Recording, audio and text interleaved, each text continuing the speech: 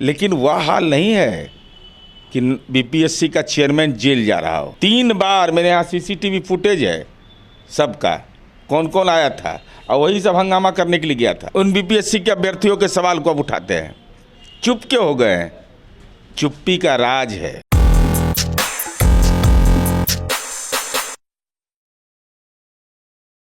आप हैं निष्कर्ष भारत के साथ और मैं हूं मनोज चतुर्वेदी। मुद्दे दो राजनीति में बड़े गर्म चल रहे हैं आजकल। एक तो गोभी खरीद के तेजस्वी यादव को पैसा देना पड़ रहा है, लेकिन जब हमने बहुत से लोगों से बात की तो कहे कि 1990 के दशक में जब गाड़ियां शोरूम से निकल जाती थी तो पैसा देते नहीं थे।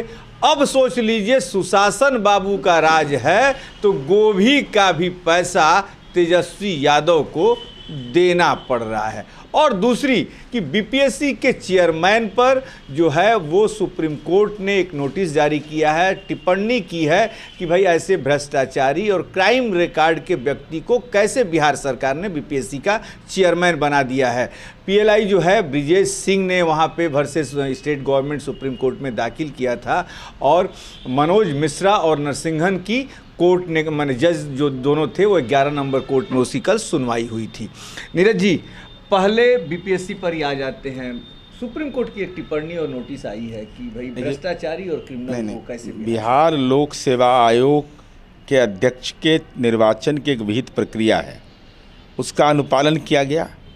अब जिनको संविधान खतरे में लगता है वैसे लोग या न्याय के आकांक्षी जो रहते हैं उन्होंने सर्वोच्च न्यायालय में याचिका दाखिल किया। याचिकाकर्ता कौन है यह महत्वपूर्ण नहीं है, याचिका में उठाए गए बिंदु महत्वपूर्ण होते हैं। इस संबंध में कारण परीक्षा राज्य सरकार से की गई है। 4 सप्ताह में जवाब मांगा गया है। राज्य सरकार अपने सक्षम वकील के माध्यम से वो अपना प्रारूप पेश करेगी। अब उस पर विचारण करना है सुप्रीम कोर्ट को, यह सवाल महत्वपूर्ण है। लेकिन वह हाल नहीं है कि बीपीएससी का चेयरमैन जेल जा रहा हो, नौकरी के नाम पर ज़मीन लिखवाया जा रहा हो। बीपीएससी हो, विद्यालय सेवा बोर्ड का चेयरमैन हो, वो सीधे जेल चला जाता था।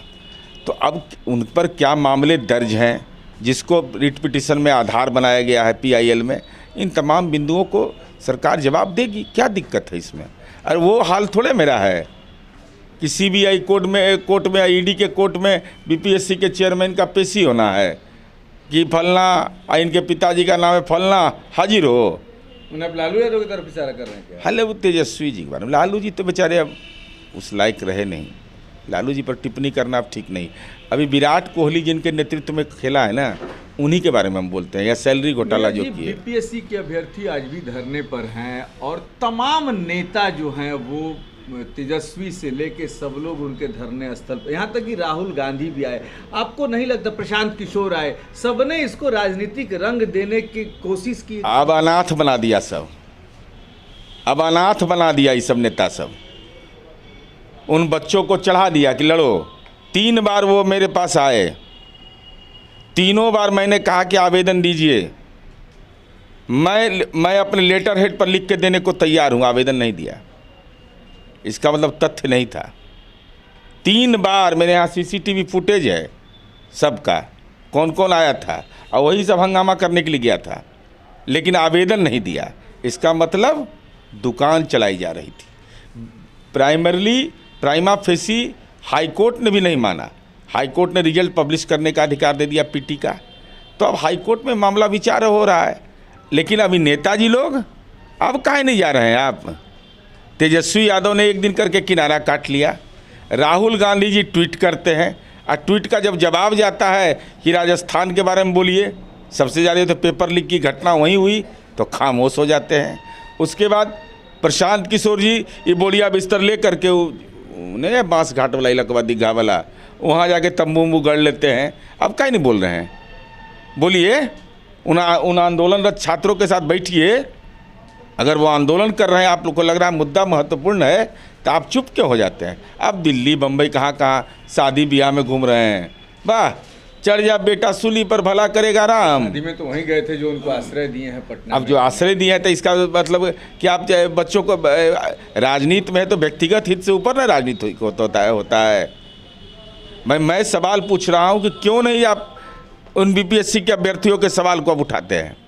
चुप क्यों हो गए हैं? चुप्पी का राज है। सच का साक्षात्कार हो गया, किनारे काटे लोग।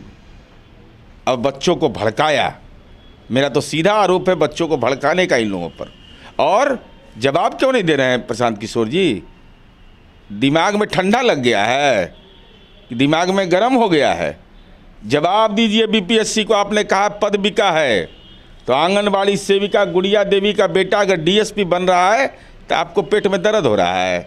अभी ब्लॉक एग्रीकल्चर ऑफिसर से लेकर विभिन्न पदों पर अभी बहाली हुई। आज ही नियुक्ति पत्र बंट रहा है।